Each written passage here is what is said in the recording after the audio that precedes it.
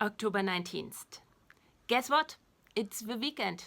So grab a coffee and let's talk about a realistic utopia of a fair society, as that's the only kind of society with the possibility to eliminate violence and wars. So it's worth it talking about it whenever, even on the weekend. To do that, to talk about a fair society, I want to look at the formation of smaller groups, like families, circles of friends, teams and workplaces, or parishes of churches, as a society really is an umbrella on top of a pyramid of groups made up of subgroups and so on. What differs between the groups on different levels of a pyramid is the size of the dataset they all share, what goes back to the number of motivations to cooperate the members of a group share.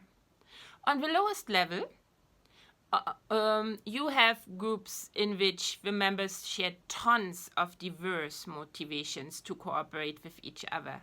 Things like a web of feelings for each other, but also how they approach life and what they are drawn to in their daily lives.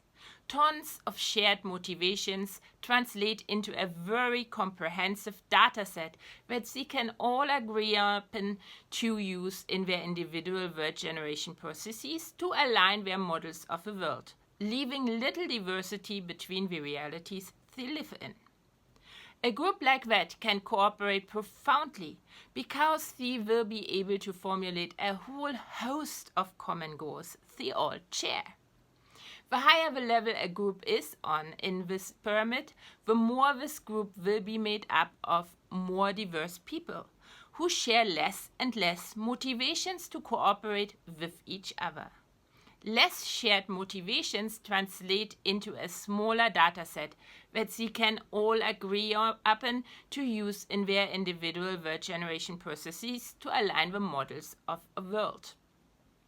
The diversity between realities they will live in increases.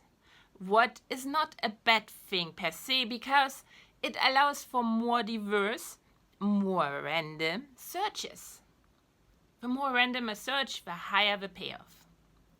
But cooperation will be ever more limited because ever fewer shared goals can be formulated. There's cooperation, but the cooperation is geared toward ever fewer goals, the higher up you come in the pyramid, because the people are diverse and can only agree upon fewer goals they want to accomplish between each other. Until we get to the highest level, society, where only one goal is shared between all members: to increase one's ability to engage in random searches, because that is the one and only motivation all humans share by nature, to seek out cooperation in the first place. Humans can survive alone, using searches that exploit existing knowledge. Humans as single individuals cannot execute random searches, as the risk of not surviving doing just that is too high. But these are the searches that promise the highest payoff of all. So of course we want them, the material things inside us, wants to search their surroundings randomly. Hence, the definitions, rules and structures in a society, the dataset all members use in their world generation processes to align their models of the world, must be designed in such a way that they guarantee that for every member, just that, the increased ability to engage in random searches. And that must be their only motivation. Don't try to throw in something else. It will not work, because all people, such a large group that we call it society, will not be able to agree upon other common goals unless they are forced to. Okay, so from that we can infer that the increased ability to engage in random searches must be a shared common goal in all groups, no matter on what level of a group they sit. Because the smallest group are coming together in ever larger groups to be a society in the end. What does this mean? When you don't want to introduce stress into a group from the onset, you need to offer all members equally the freedom to discover, develop, and apply their natural skills and abilities at every moment as they choose. The freedom to test themselves and ideas without fear that a failure will lead to dismissal. To explore their surroundings and to equally participate in the maintenance and adjustment of a dataset that all members of a group agree to apply in their word generation processes. Why? Because everyone in the group gave up something.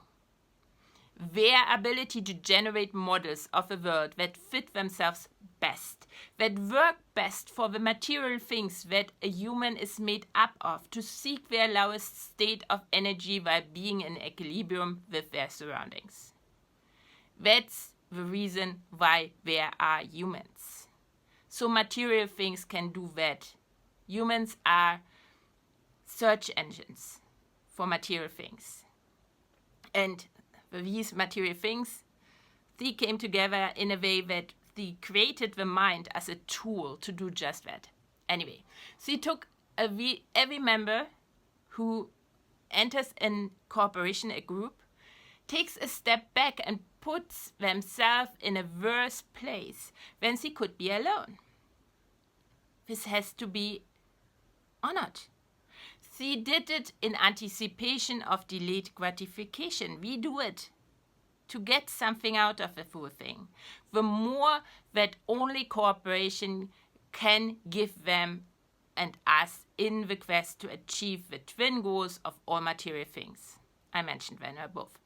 The more is the increased ability to execute random searches that promise the highest payoff of all searches. A profit that will benefit the whole group in the end. When the anticipated gratification doesn't come to each member personally, to their body, not their mind.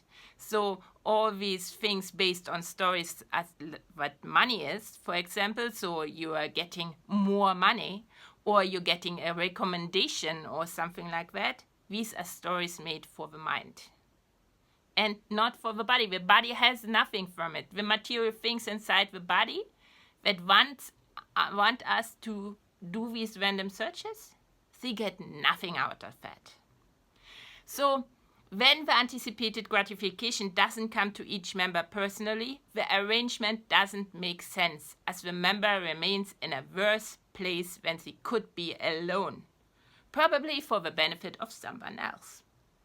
The affected members will not continue to apply the shared dataset any longer in their word generation processes, what makes it impossible to work toward shared goals, to cooperate in a group, unless you force these members. Force equals stress and a decrease in productivity of a group. Something that will continue and multiply up the pyramid.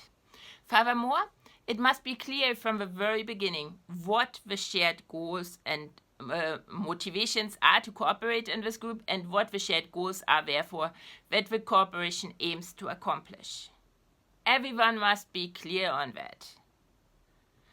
You need to know it is not right. It will not work out when you tell someone you aim to accomplish more in this group, a member who might want to become part of your group, that you aim to accomplish more in the group than every member in the group can agree to. Because the other members are not motivated to do that. So they will not agree to the addition in the shared data set. The same thing goes for telling someone you are aiming for less and then forcing the rest of the data set on them because you are really aiming for more of that. So only on this basis that everyone knows what the shared motivations are and what the shared goals are. Only on this basis the dataset can be compiled, which every member can agree to apply. Otherwise, the dataset will include things not all members of a group can agree to make their own. And the outcome is the same. They will not apply it. The whole dataset, not just part of it. Any thoughts? Tell me, tell all. Since our models of the world change with every new information we gather, and the models are only accessible to others when we communicate them because they are a product of our mind, not the reality, the physical universe out there. We are part of never-ending negotiations if we want to cooperate that require constant conversation and debate. That's all for today. I'll be back tonight with a TikTok live. You're cordially invited to my kitchen, where I will prep dinner. Tonight it will be cauliflower, pasta, and sauce hollandaise. While I'm talking about a realistic utopia of a fair society, because I think it's the most important thing to talk today, whether it's in small groups or in the big part with society. And if you rather want to read what I say in these videos, I post the transcript of my videos on my blog Hyperobject Mind. The link is in the bio. Follow it. So I will be back with another video on Monday. I hope to meet you again. Until then, bye.